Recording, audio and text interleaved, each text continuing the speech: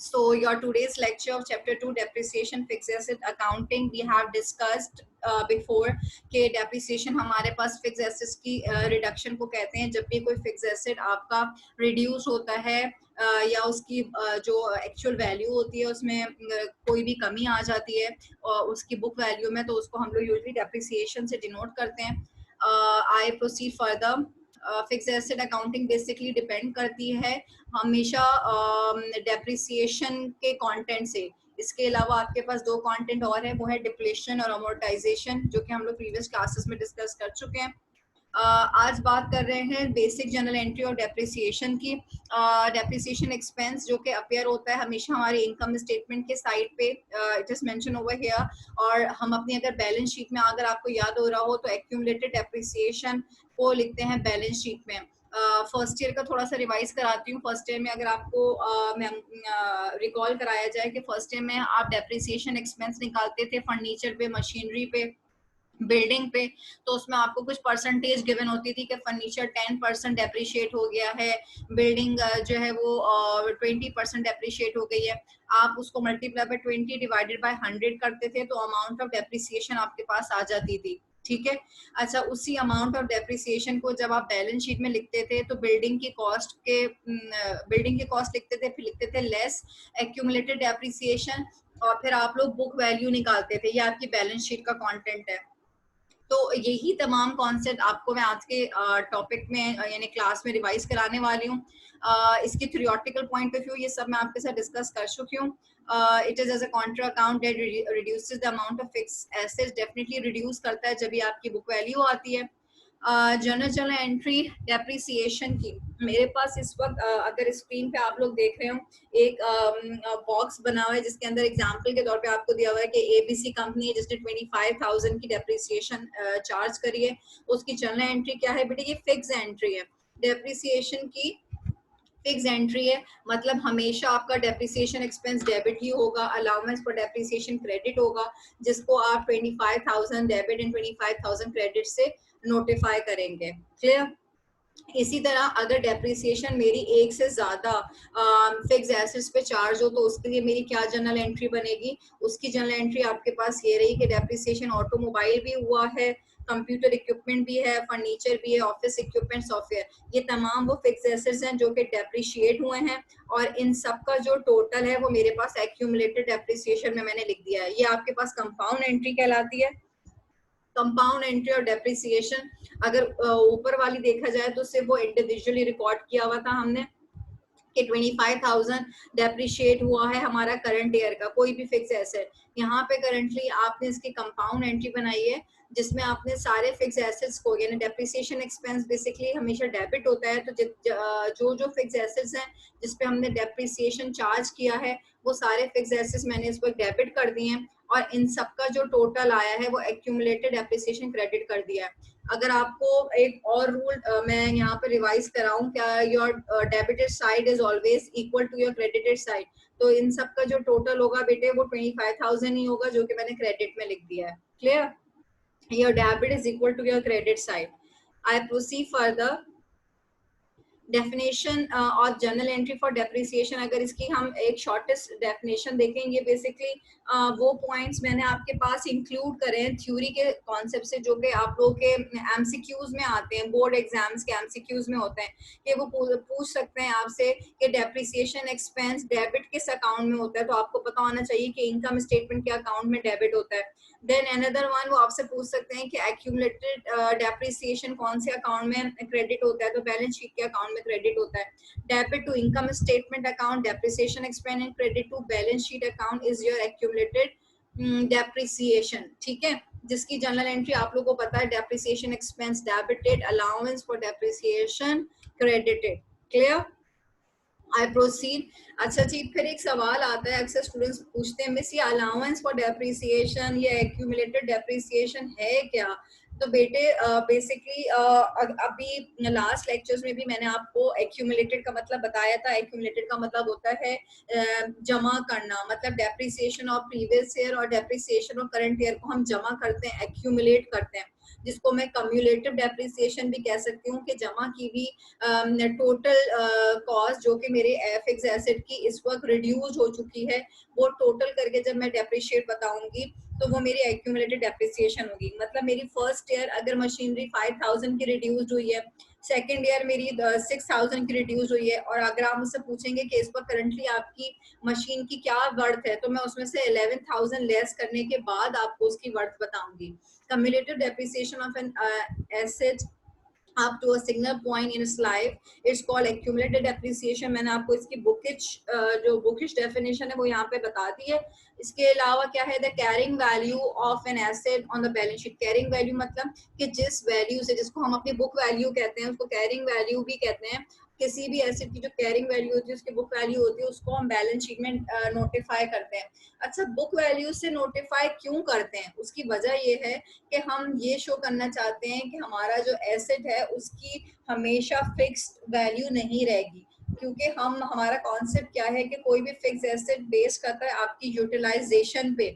जैसे ही आपका asset fix asset utilise होता है तो उसके अंदर कोई ना कोई कमी आ जाती है, वो ओरिजिनल जैसा या न्यू नहीं रहता। ठीक है, in the balance sheet the difference between purchase price and the accumulated. ये जो डिफरेंस बोला है इन्होंने, purchase price is your total cost and this is your AD, और आपकी जो कैरिंग वैल्यू है वो बुक वैल्यू है। So book value is your carrying value which is the difference between your total cost minus AD. ठीक है, अगर अभी अगर आपने लोगों ने मेरे साथ डिस्कस किए हैं प्रीवियस लेक्चर्स में 4 मेथड्स ऑफ डेप्रिसिएशन। कौन कौन से मेथड थे बेटे? पहला मेथड था आप लोगों के साथ स्ट्रेट लाइन मेथड, दूसरा डिमिनिशिंग, फिर unit production, working hour. 4 methods अभी हमने डिस्कस किए हैं। अगर मैं आप लोगों के साथ थोड़ा सा आपको रिकॉल कराऊं तो स्ट्रेट लाइन मेथड का जो फॉर्मूला है, total cost minus salvage value divided by useful life. Total cost का मतलब है total cost of fix asset. ठीक है, लेकिन हमेशा, अब आप लोग क्योंकि मेथड तो सीख चुके हैं ना सॉल्यूशंस के, मैं आपको ये बताना चाह रही हूँ कि हमेशा आपको total cost of the fix asset given नहीं होती। अगर किसी क्वेश्चन में आपको टोटल कॉस्ट ही गिवन नहीं है तो आप formula of straight line method या डिमिनिशिंग यूनिट प्रोडक्शन ये कैसे कैलकुलेट करेंगे? अगर आपको यहाँ पे मैं पजल कर दूं कि टोटल कॉस्ट भी खुद ही से निकालो, ठीक है, तो हमारे पास टोटल कॉस्ट खुद से कैसे कैलकुलेट होगी उसका ये फॉर्मेट है, या आपकी बुक में से ही मैंने तमाम चीजें ली हैं, क्योंकि मेरी सेल्फ जो टाइपिंग होती है, अगेन वो स्टूडेंट्स के सवाल ये आते हैं कि मिस ये बता दें कि ये बुक में कहाँ पर है। काइंडली ये बुक के ही आपके सारे फॉर्मेट्स मैंने यहाँ पे नोटिफाई करा रही हूँ ताकि आप लोगों को मेरी बात और अच्छे से समझ में आ जाए।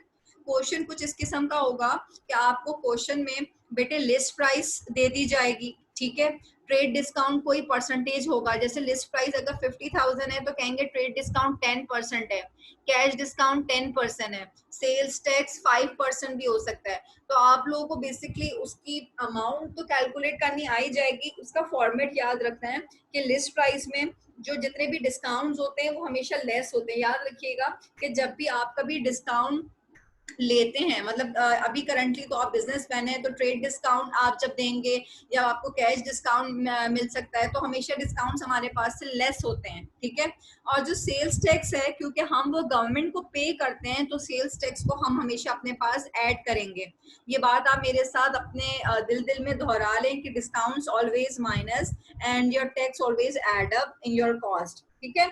लिस्ट प्राइस की वैल्यू आपको क्वेश्चन में गिवन होगी बेटे, ट्रेड डिस्काउंट कितनी परसेंटेज पे होता है वो आपको गिवन होगा, जो कैश डिस्काउंट है जिसको अगेन परसेंटेज में गिवन हो सकता है, हम उसको देख लेंगे। समटाइम इसको क्रेडिट टर्म्स में भी दिया हुआ होता है, क्रेडिट टर्म्स मैं आप लोगों को नेक्स्ट लेक्चर में डिस्कस करूंगी क्रेडिट टर्म्स क्या होता है, ठीक है।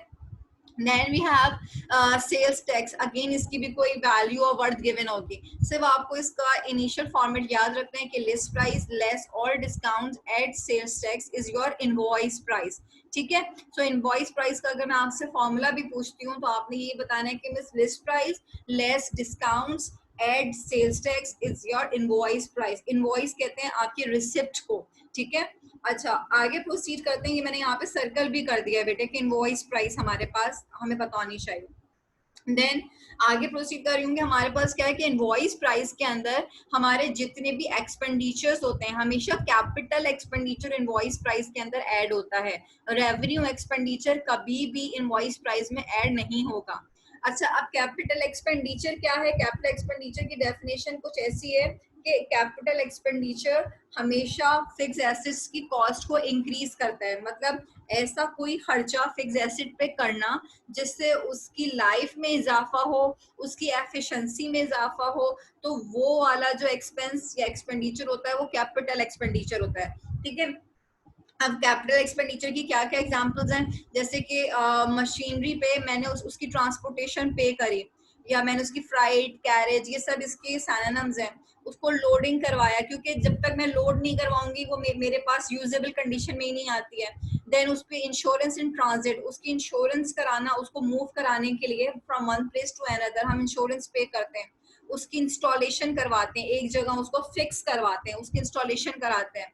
फिर आप अक्सर कोई भी इक्विपमेंट लेते हैं उसको टेस्ट रनिंग करते हैं, उसकी टेस्टिंग करवाते हैं फर्स्ट ऑफ ऑल के वेदर इट इज वर्केबल और नॉट। ठीक है। बॉक्स के अंदर तो सब चीज देखने में अच्छी लगती है, लेकिन फिर भी हम अपनी टेस्टिंग जरूर कराते हैं। इंपोर्ट ड्यूटी, कस्टम ड्यूटी आप जरूर पे करते हैं, क्योंकि वो आपको इनलैंड एंड आउटलैंड आप लोगों को पे करनी होती है ड्यूरिंग इंपोर्ट एक्सपोर्ट प्रोसीजर।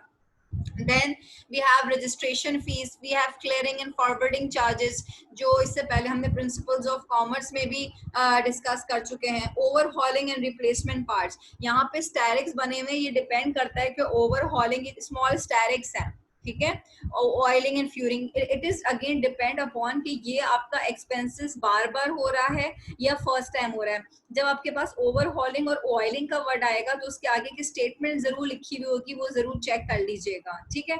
लेकिन अगर कोई स्टेटमेंट नहीं लिखी हुई होती, सिर्फ ओवरहॉलिंग लिखा आता है या सिर्फ ऑयलिंग लिखा होता है, तो उसको कैपिटल एक्सपेंडिचर में ट्रीट करेंगे। Then we have foundation charges and then federal excise duty. These are all your capital expenditure. जैसे जैसे आप लोग मेरे साथ प्रैक्टिस करेंगे क्वेश्चंस की, तो with the passage of time आप लोगों को खुद ही से कैपिटल एक्सपेंडिचर याद होते चले जाएंगे, क्योंकि अगेन जितने ज्यादा क्वेश्चंस आप लोग सॉल्व करोगे बेटे, आपकी उतनी अच्छी प्रैक्टिस हो जाएगी।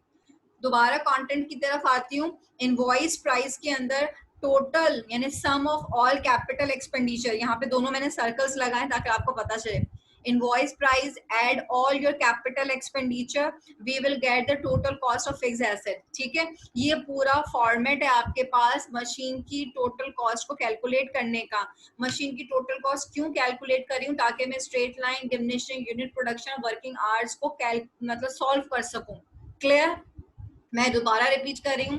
मेरे पास list price less all discounts add sales tax invoice price आएगी। इनवॉइस प्राइस के अंदर मैं अपने सारे कैपिटल एक्सपेंडिचर के सम को ऐड करूंगी, and then I will have the value of cost of machine, that will be your total cost of fixed assets. Clear? I proceed further. This is again यही तमाम चीजें हैं। यहाँ पे आपको वैल्यूज के अकॉर्डिंगली उन्होंने एक्सप्लेन किया हुआ है कि जो आपके पास मशीन की प्राइस है वो 250,000 है। अपने बुक में ये क्वेश्चन प्लीज देख लीजिएगा। I don't remember exact the question number, I think problem number 8 है शायद ये। वेट फॉर अ व्हाइल, मैं एक दफा आप लोग को क्वेश्चन बता दूं तो that will be easier for you people, कि आप लोग उसी क्वेश्चन को इस वक्त मेरे साथ गो थ्रू कर लेंगे। Wait for a while, girls.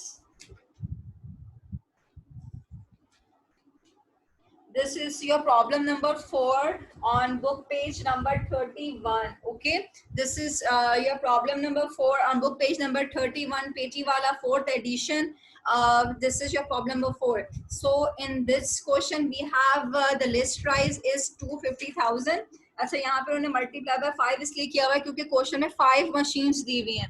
आप लोगों को यूजुअली एक ही इक्विपमेंट गिवन होता है, 5 नहीं गिवन होते। ये क्वेश्चन में उन्होंने 5 मशीन्स दी हुई है, इसलिए टोटल में उन्होंने मल्टीप्लाई बाय 5 किया है। यूजुअली आप लोगों को ऐसे क्वेश्चन आता नहीं है, आसान सा आता है और सिंप्लीफाई आता है।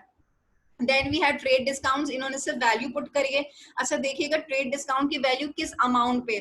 250 पे इन्होंने 2% अप्लाई किया, तो 2% अप्लाई किया है तो हमारे पास 5,000 आंसर आया।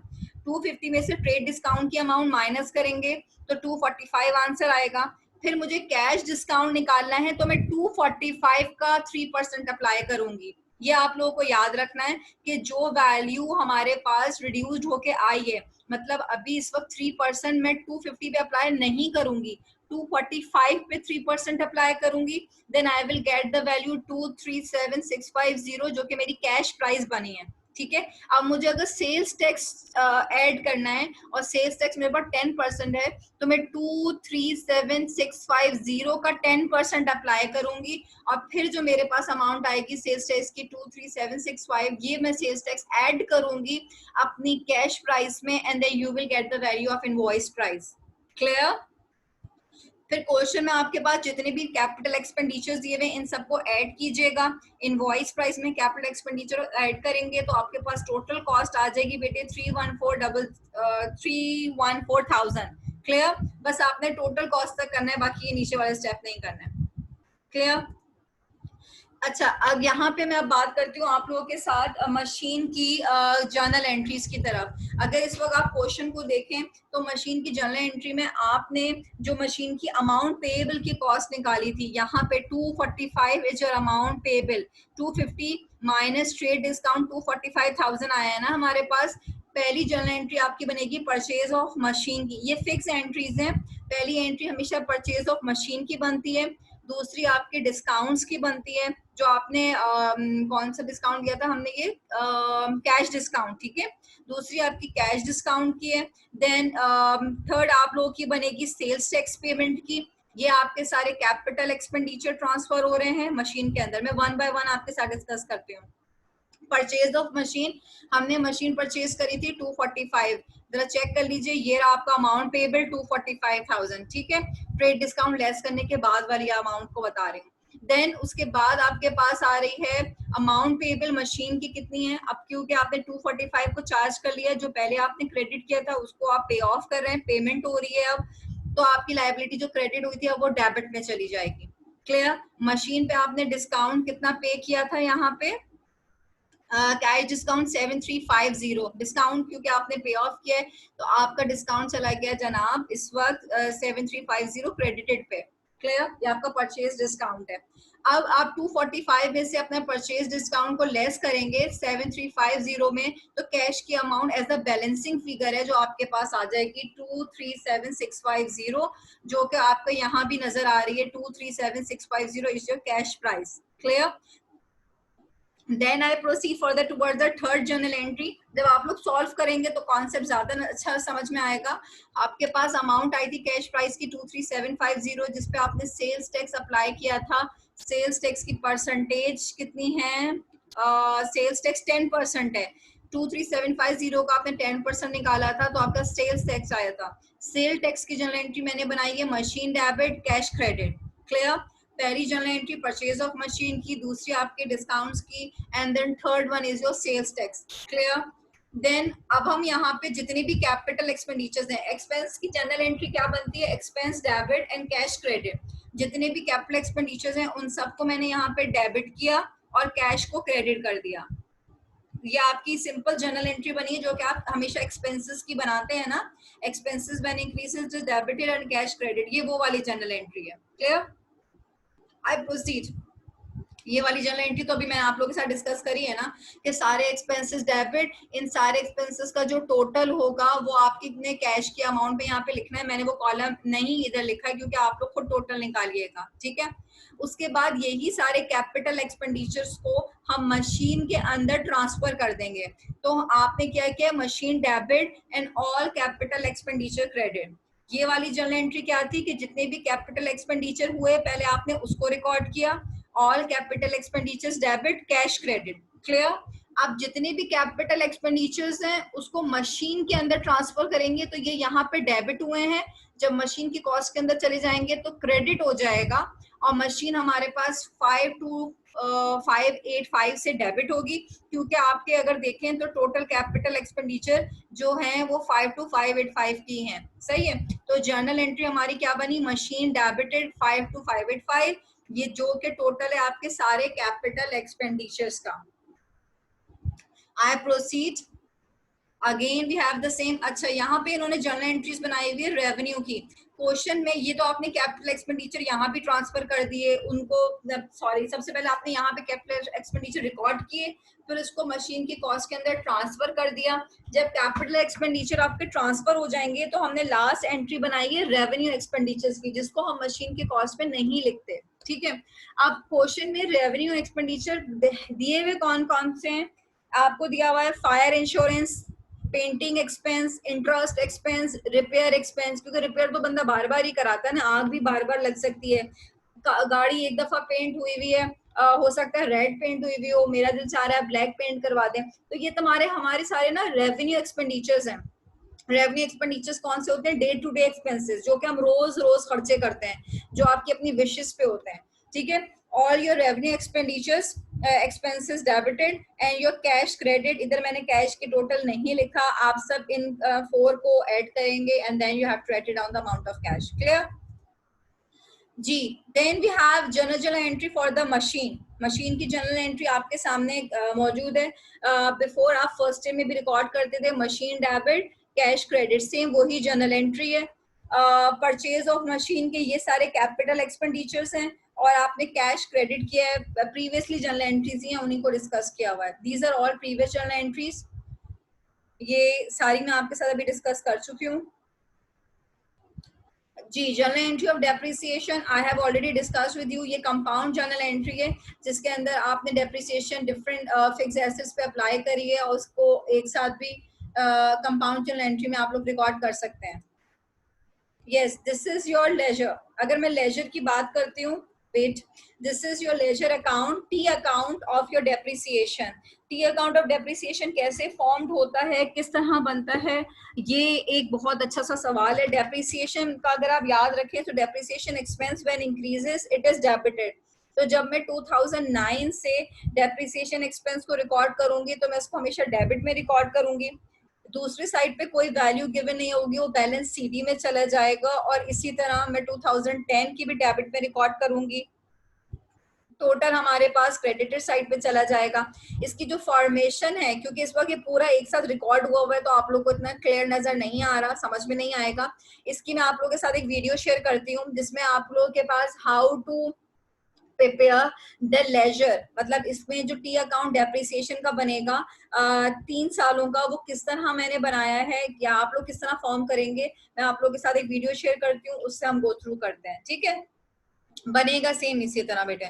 आई प्रोसीड फर्दर। अच्छा, ये टी अकाउंट है, अगेन ये भी फर्स्ट ईयर के जैसा है, T account of a machine. Machine का टी अकाउंट आप लोग पहले बनाते थे, क्यों? मशीन हमारा फिक्स एसेट्स है, तो मशीन फिक्स एसेट हमेशा डेबिट साइड पे आता है और उसका बैलेंस सीधे आपके क्रेडिट साइड पे चला जाता है। यहाँ हमारे पास क्योंकि अमाउंट पेबल में सिर्फ 7350 याद रखिएगा, आपकी कैश डिस्काउंट आपको मिला है। सो ये जो कैश डिस्काउंट है ये हमने अपने क्रेडिटेड साइड पे लिखा है, बाकी जितनी भी अमाउंट्स हैं वो सारी आपके डेबिटेड साइड पे आएंगी। कैश डिस्काउंट आपने क्रेडिट साइड पे क्यों लिखा है? क्योंकि ये डिस्काउंट की वो अमाउंट है जो आपके पास अमाउंट्स पेबल में चला जाएगा। ठीक है, ये अमाउंट ऑफ पेबल्स हैं जो आपने अदा किया है। ठीक है, तो ये आप अपने पास से लेस कर देते हैं, या आपको नहीं पे करना होता है। आपको ट्रेडिंग के बाकी जितनी चीजें हैं, टेस्टिंग कॉस्ट, जितने भी आपके एक्सपेंडिचर्स हैं, कैपिटल एक्सपेंडिचर्स आपने वो लिखे हैं, सेल्स टैक्स लिखा है, मशीन की जो अमाउंट पेबल थी स्टार्टिंग में जिससे आपने मशीन परचेज करी थी आपने वो लिखे, जिसपे आपने ट्रेड डिस्काउंट चार्ज किया है, ये वो वाली अमाउंट है। And this is your simple machine account. जब आप लोग इसको 1-2 दफा प्रैक्टिस करेंगे तो आपको बहुत आसान लगेगा।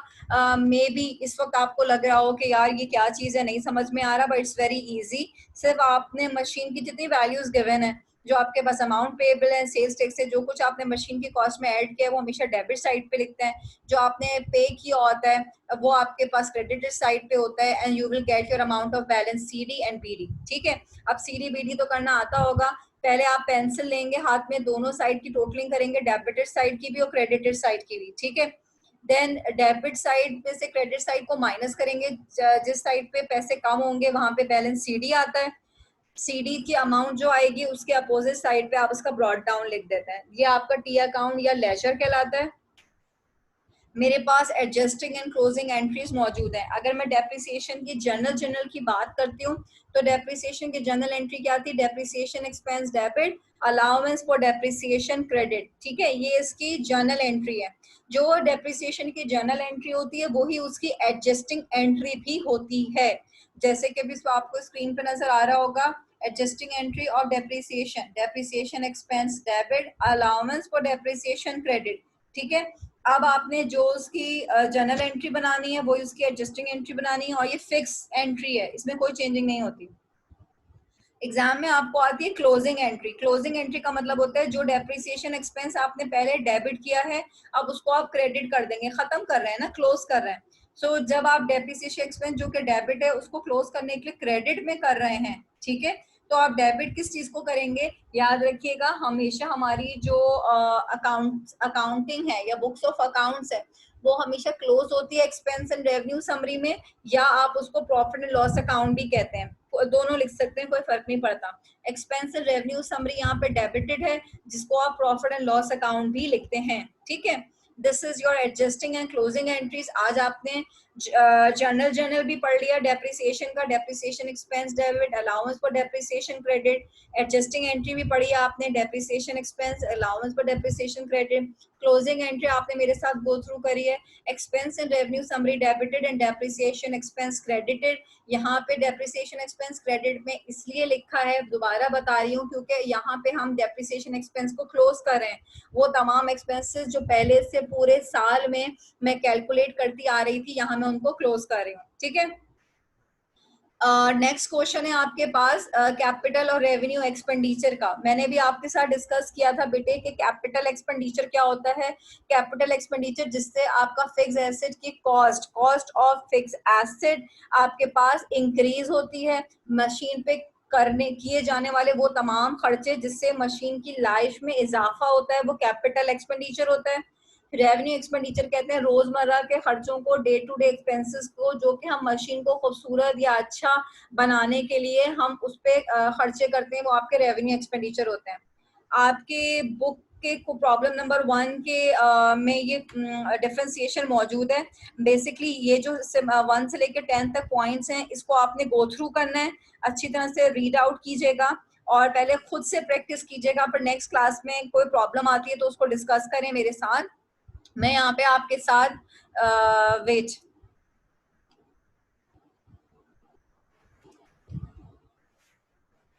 मैं इस वक्त आपके साथ यहाँ पे इसकी डेफिनेशन को गो थ्रू कर रही हूँ कि capital expenditure all those expenditures due to which the capacity, यहाँ पे लिखा हुआ है कैपेसिटी एंड एफिशिएंसी और life of fixed asset increase हो जाए, वो कैपिटल एक्सपेंडिचर है। रेवेन्यू एक्सपेंडिचर को क्या कहते हैं बेटा, all those expenditures due to which capacity, efficiency and life of the fixed asset is not increased. These expenses are shown in the income statement and are not added to the fixed asset. ठीक है, fix asset में अभी आप लोगों ने देखा कि हमने तो एक कैलकुलेशन भी करी जिसमें हमने रेवेन्यू एक्सपेंडिचर को ऐड नहीं किया, सिर्फ कैपिटल एक्सपेंडिचर को ऐड किया। रेवेन्यू एक्सपेंडिचर आपका खर्चा होता जरूर है लेकिन वो सिर्फ मशीन को खूबसूरत बनाने के लिए होता है, और फायर इंश्योरेंस है, रिपेयरिंग कॉस्ट है, ये सारे आपके रेवेन्यू एक्सपेंडिचर्स में ही आते हैं। कैपिटल एक्सपेंडिचर के कुछ कंटेंट यहाँ पे मैं देख लेती हूँ। इन्होंने बताया है replacement of engine. Replacement of engine basically revenue में नहीं आएगा, क्योंकि अगर मेरा कंप्यूटर खराब हो जाता है तो मैं उसकी हार्ड डिस्क को अगर रिप्लेस कराती हूँ तो वो मेरा कैपिटल एक्सपेंडिचर होगा, ठीक है। मेरे पास ऑफिस फर्नीचर है, कोई भी ऑफिस फर्नीचर को परचेज करना डेफिनेटली मेरे पास कैपिटल एक्सपेंडिचर होगा, वो मेरी नीड ऑफ बिजनेस है। Business purchase of hard disk of a computer, अच्छा ये मैंने भी आपको करंट एग्जांपल यही कोट करी है। किसी भी आपके व्हीकल का कोई इंजन रिप्लेस होना या उसकी हार्ड डिस्क रिप्लेस होना, ये सारा हमारे पास कैपिटल एक्सपेंडिचर का कंटेंट है।